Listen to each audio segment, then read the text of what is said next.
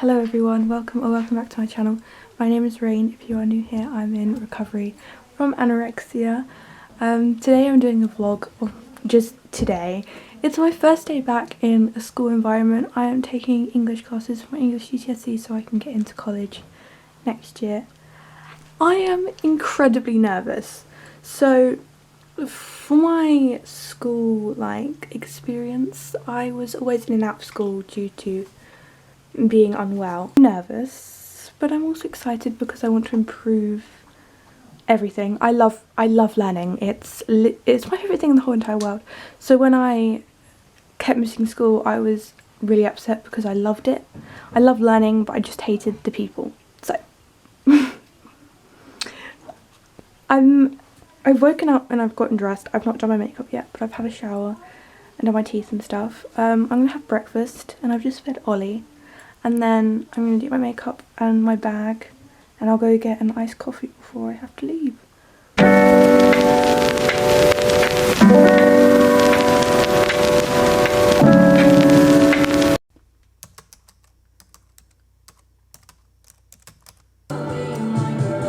I'm done. All done. Now I need to go to shop and buy some coffee. Oh, look at this lighting. Anyway.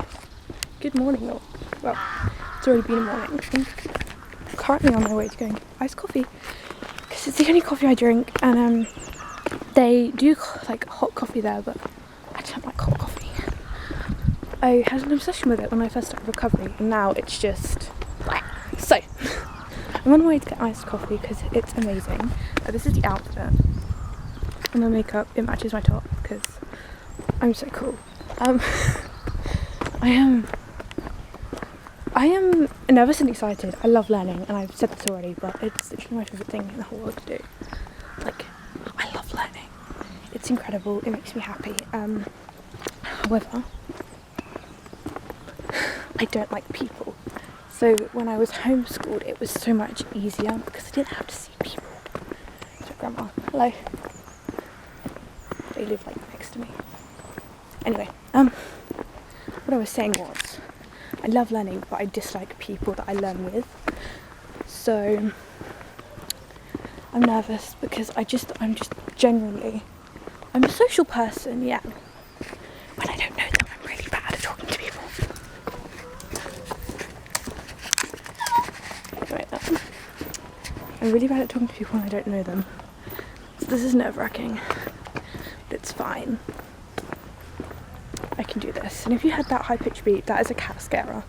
You probably couldn't hear it, but I can hear it. It's so nerve-wracking walking like this. Anyway, I'm going to go and buy coffee, and I'll probably show you when I buy the coffee, but I'm going to go. It has been acquired. This is the only big one there was, and it was chocolate. But it's okay. It's fine. It's fine. I'm very nervous and excited. Honestly, I don't know how to feel. I'm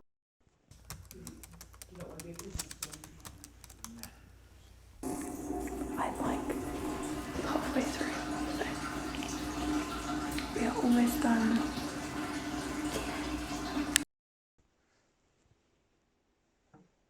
That was great, actually. I really enjoyed that. Now I have apple juice and a flapjack because I'm hungry and I haven't had a snack. Which is bad of me because it's 12 o'clock. But hey, I'm probably going to be having lunch later anyway. And I did have a coffee, so that helped me with the second half of the lesson. And you know what? I did pretty well. She said I did really well, so I'm proud of myself. Yay. I'm going to eat this and wait for my mum to pick me up. So then I can go and meet my peer support worker Phoebe for lunch. And then I have work at 7 till 8. And then I have to edit this, and then I'm going out again tomorrow for the whole day. Yay. Okay.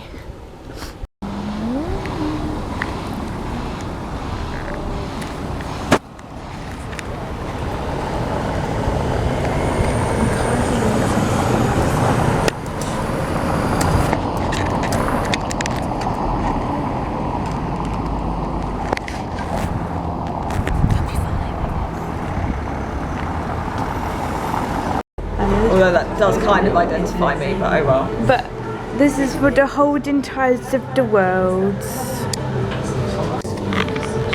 I'll take a picture to show my colleagues as well. Welcome back to this lovely setting in my room. I was here last video. If you haven't seen that, I would go and watch it because it was my 1 year anniversary of being out of inpatient, and I did a Q&A for everyone, so if you're interested in learning a bit more about me and about my recovery, then you should go and watch that. Anyway, so last video someone left a comment asking me if I could talk about the outfits of the day, the body checking, and the people doing what I eat in the days when they are clearly under eating. This, unfortunately, hello, that was hand sanitizer. Unfortunately, the outfits of the day was something I struggled with before recovery. And it's weird because I would think now you should know better, but actually, and you don't know what anorexia is telling them, you don't know how, like, what it's saying, how it's trying to justify itself. And yes, it is for validation, mostly. However, anorexia does convince you that it is just showing your outfit, it's just that. But when you actually look into it further on in your recovery, you're like, actually, yeah, it was because I was trying to get validated. And I look at it now and I go, well, yeah, I was trying to get validation, I was. But unfortunately, I didn't see it then, and I just saw it as, oh, I'm showing my outfit. So, going on with that, as I was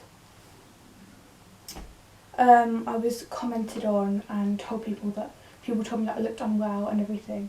Anorexia was happy, I was happy, so I kept doing them because it was encouraging me, which is really upsetting because people either complimented me or they said how ill I looked, and either way it fueled those videos. It fueled everything about that. It made me want to do it more. It made me want to show them how ill I was. I wanted validation.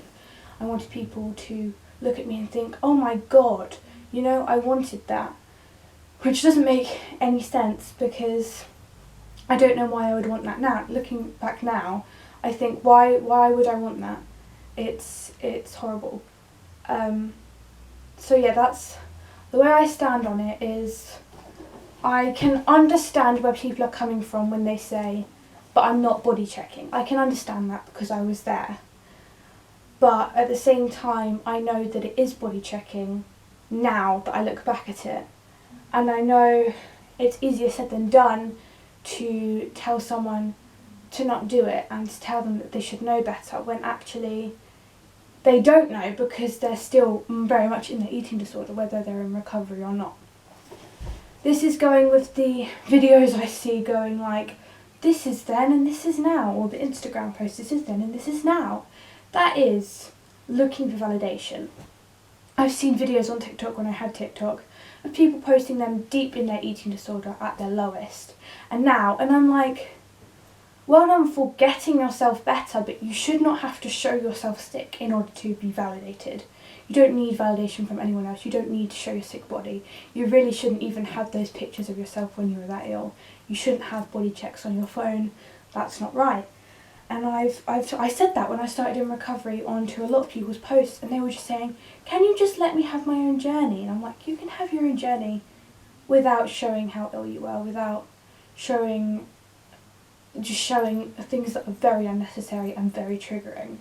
That I have a very strong opinion about, and I find it very frustrating when people say not to show body checks when they are quite clearly doing it themselves.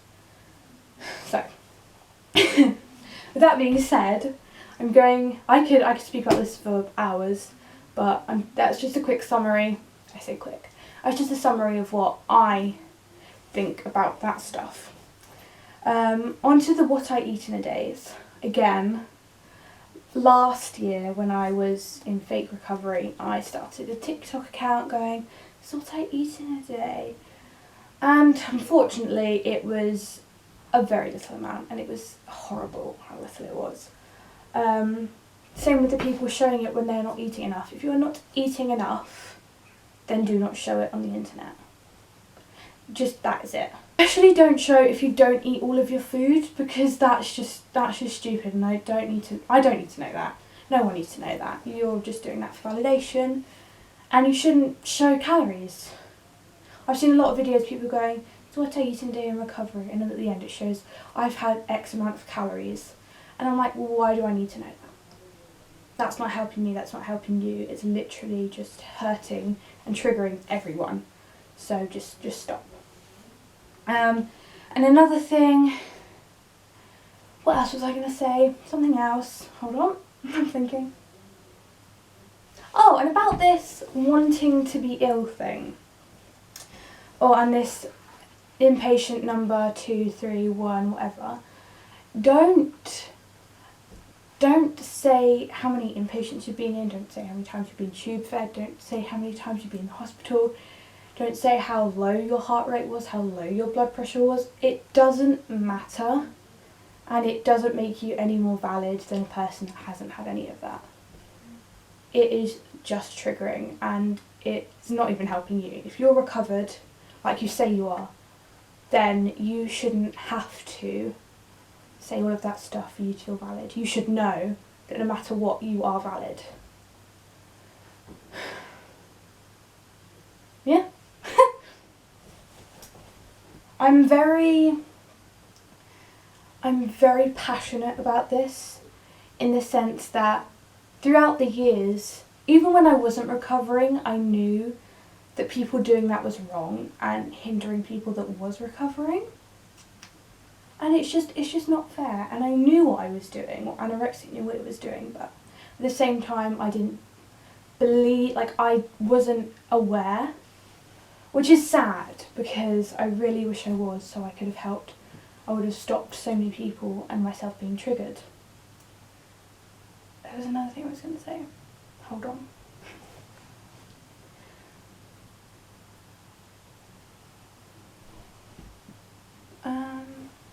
There was a comment. There was a comment on my last video saying, are you a healthy BMI? Now personally, I think that is incredibly inappropriate to ask someone in recovery from an eating disorder.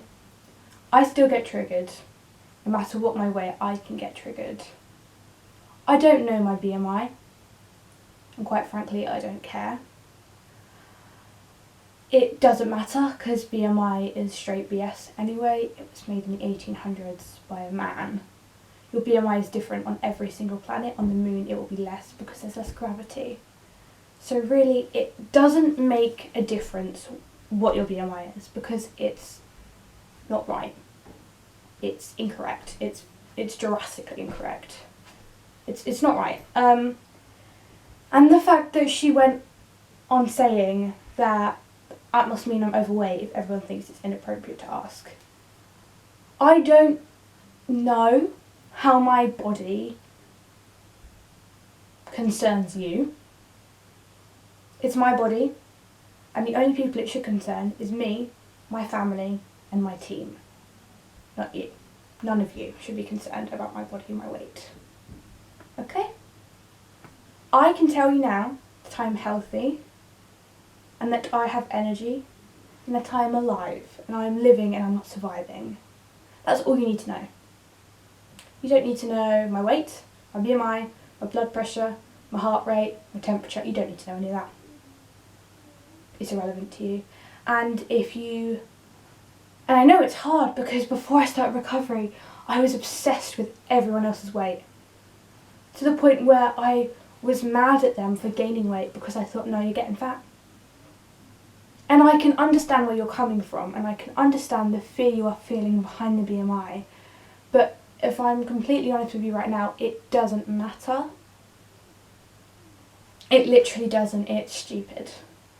And I understand how hard it is for you right now, and how hard it can be, because anorexia is probably shouting at you and saying like, oh, you never want to be like her, you never want to be like them, they're disgusting. I understand that. I have been there, and I'm still there sometimes. I still look at myself and think, what the hell has happened to me? But you know what? It goes. It gets quieter. It really does. And you really should focus on yourself more than other people, because it will harm you if you think about other people more than yourself. And if I am not helping you in a way of recovering, then I would advise you to not watch me if it is going to trigger your anorexia more because of my body. So, with all of that being said, I will not be taking any more of those. Have you ever been tube fed? Have you ever, what was your lowest heart rate? What's your BMI? What's your weight? What's your height? I'm not answering any of those. If I get them anymore, then I will most probably block you if I see it. Because that literally doesn't concern you. So, I hope that makes sense, and I hope that you can understand better where I'm coming from. And I know I was in your shoes, so I know how hard it is, but you really need to keep it to yourself, because it is not just affecting you, it is affecting me, and it is affecting people that are watching me. So, I'm going to go sort out my work and probably edit some of this. Then I'll lie down because I'm absolutely shattered. But I will see you guys in a bit, possibly, maybe. But yeah, I hope this part of the video makes sense.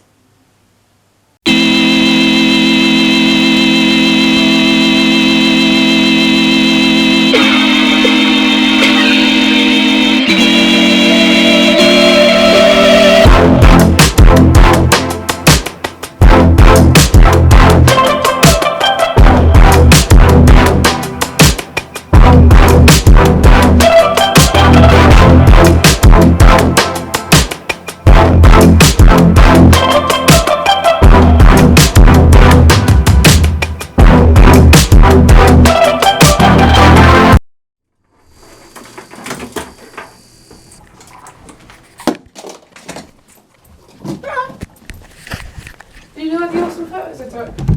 Yeah, I've seen them. My PC has stopped working, it's frozen, so that's stressful, but it's right, but it's okay, I can fix it. Well, Dad can fix it, I'm not. I'll probably break it more. Of course I have to break. Of course. But yeah, that's great. Awesome. Dad just told me that I had to go to a PC shop. I did it the old way and I turned it off and back on again. And lo and behold, it's working. PC shop my ass. I fixed it. Proud of myself. I should become, what's it called? I don't know what it's called, but that's a great start, Rain. Yeah, well, I fixed it. Well done me. Yay. I'm gonna go make dinner. Yeah. Yeah, I can start. Hi. I'm Rain. I'm currently recovering from anorexia, and it's quite funny because today, while filming, I've actually spoken about not feeling valid on my video, but I digress. So, the problem with not being diagnosed is you feel extremely invalid when it comes to other people. You feel not sick enough, and you feel like you need to have a diagnosis in order for people to take you seriously, which is something I know I've struggled with, and I don't know anyone else here has, but I know it's some... Yeah?